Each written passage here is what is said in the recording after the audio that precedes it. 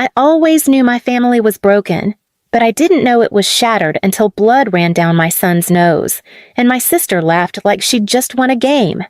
My name is Tara. I was born the second daughter, quiet, soft-spoken, and inconvenient. My older sister, Brittany, was the queen of the household. If she kicked a wall, the drywall apologized. If I asked for an extra blanket, my father, Russ, would rip it away and mutter, "Princesses don't get spoiled in this house." But I wasn't a princess, I was a shadow. I learned early that silence was survival, that asking for fairness meant getting slapped, mocked, or iced out. I left home as soon as I turned 18, moved 2 states away, built a life, got married, had a beautiful son named Jonah. He was everything I never had, kind, gentle, curious, but my marriage didn't last. My ex left before Jonah could even say dad. So I worked 2 jobs, paid for school uniforms and quarters, and made sure my little boy never went to bed feeling unloved. I never thought I'd return to my childhood home. But last year, after I lost my job and rent skyrocketed, Brittany called and said, "Why don't you move back here for a while? It'll give you time to get on your feet." I should have known. Please subscribe to our channel and tell us in comments from where are you watching this video. She didn't offer out of kindness. She offered because she wanted an audience.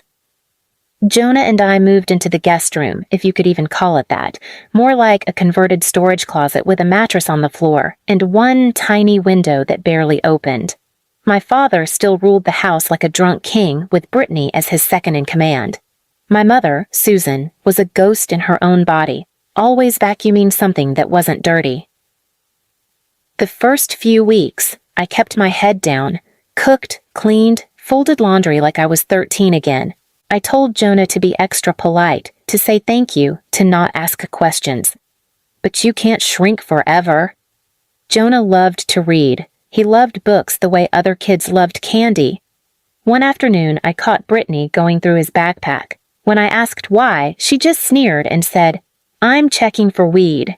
Kids lie, especially ones raised by single moms." Jonah heard that. He didn't see anything until bedtime. He curled up next to me and whispered, "Mom, why does Aunt Brittany hate me?" I didn't have an answer, just tears he couldn't see in the dark. A week later, Jonah accidentally knocked over a vase while trying to grab a library book off the top shelf. He told me what happened right away, but before I could get up to clean it, Brittany had already stormed in and grabbed him by the arm.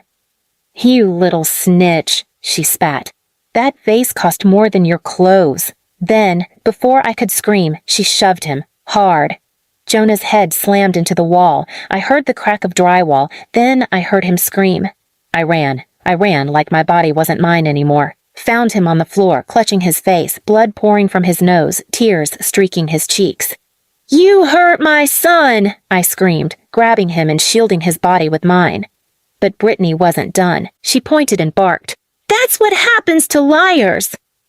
And then, from the living room, I heard it, my father's laugh, that deep, disgusting chuckle that said everything I needed to know.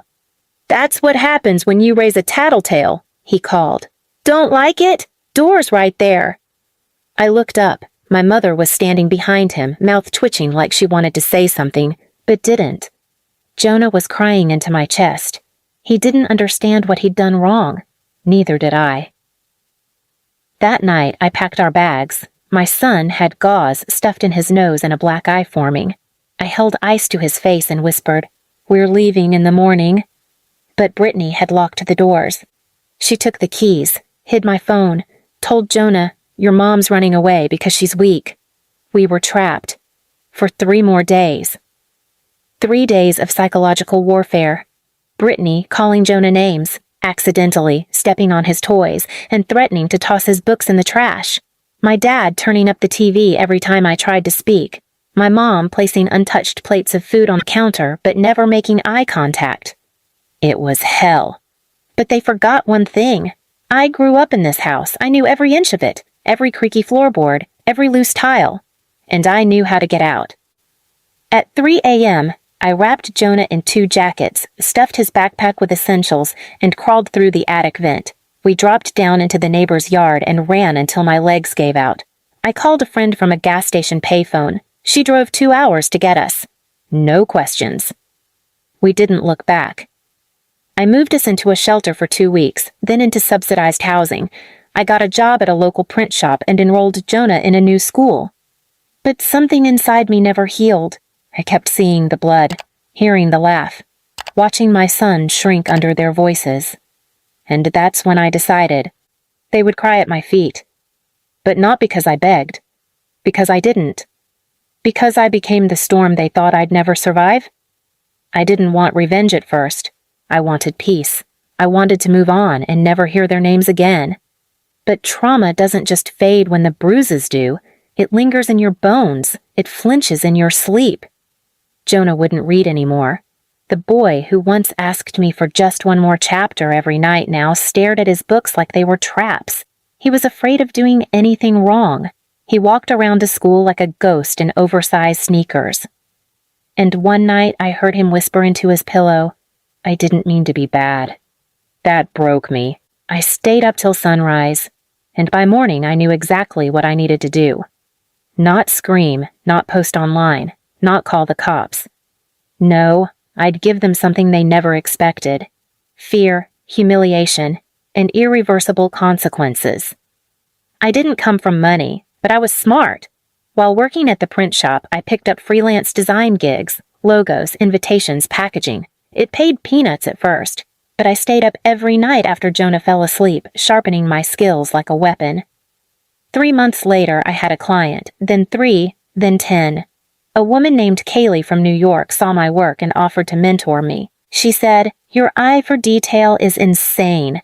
You ever think about launching your own brand?" I laughed at first, but the seed was planted.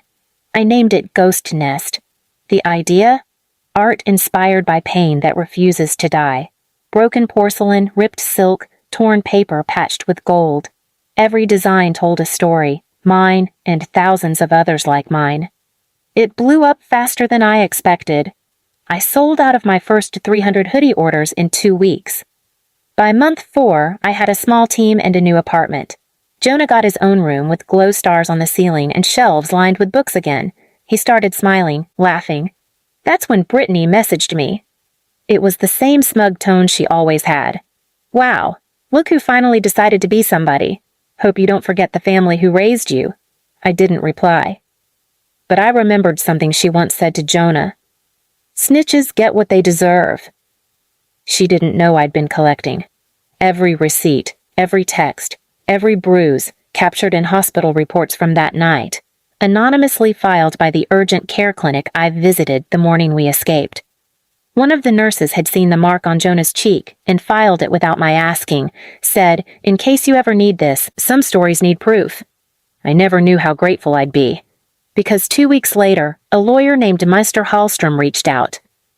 He'd found my brand through his daughter, asked if I'd ever considered telling my story. I said no, not directly. But I showed him the folder I kept locked in a cabinet under my bed. He sat with it for an hour, then said, "You ever consider suing your father and sister for damages?" I hesitated, not because I was afraid of losing, but because I wanted something better than a courtroom win. I wanted to burn down the version of them they'd built for the world. So we didn't sue. We offered them a job. My team reached out using a fake brand name, Wildglass, a luxury startup looking for ambassadors in small towns. Brittany fell for it. She showed up to the interview in a bright pink blazer and heels too tall for the gravel driveway. My photographer filmed everything. I watched from a van across the street. She bragged about her great family values, said, "I've helped raise my sister's son. He's like mine, really. I know how to shape character." I didn't need to show the world that clip. Just at the company Brittany had applied to work at. They posted a statement 3 days later. "We do not work with individuals involved in domestic abuse, especially against children. Effective immediately, all offers and affiliations are void." It went viral. Small-town news picked it up.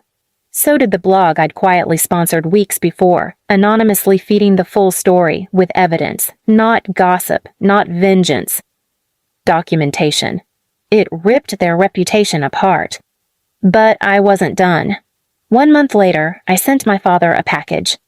Inside, a hardcover book of Ghost Nest's designs. Page 14 featured a sketch titled Silence Bleeds, a cracked wall with a child's shadow imprinted like a scar. Underneath, in small print, inspired by Jonah, age 8, survivor. He never responded. But I knew he saw it, because Susan, the woman who birthed me but never mothered me, called the next week sobbing. "We didn't know it hurt you that bad." I didn't answer. Because she did know. She saw the blood. She watched me beg. She vacuumed while I iced my son's face. The next call came from Brittany. Her job gone. Her local sponsorships canceled. She cried into the phone like a stranger. "You ruined me, Tara. You destroyed everything." "No," I whispered. "You did." Then I hung up. "And Jonah?" He stood beside me while I did it. He looked up and asked, "Was that Aunt Brittany?" "Yes." "What did she want?" I smiled. To be forgiven.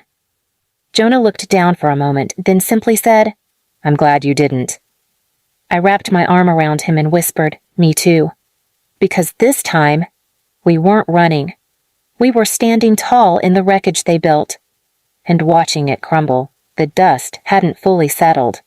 Even after Brittany lost her contracts, after the story spread like wildfire through town halls, churches, and dinner tables, I knew there was one thing they still clung to. Their illusion of control. They thought I'd come back begging eventually. That time would soften me. That Jonah would ask to see his family. That I'd regret burning the bridge. But we weren't on a bridge. We were on the ashes of a prison they built, and I was only just getting started. Jonah had started therapy, and one afternoon after a session, he looked at me and said, "Can I draw something for your ghost nest?" I handed him paper. He drew a house split in two, one side covered in vines and chains, the other side a window open with birds flying out. He titled it finally, "Please subscribe to our channel and tell us in comments from where are you watching this video." I knew then, this wasn't just my story. It was his too. And he deserved an ending where he saw me choose us over them. So, when my father's company, his rusted-out little lumber supply business, tried to sponsor a school event in our district, I didn't scream. I got involved. I donated under Ghost Nest anonymously. I offered full funding, free shirts for every kid, and custom design workshops, in exchange for one clause in the sponsorship.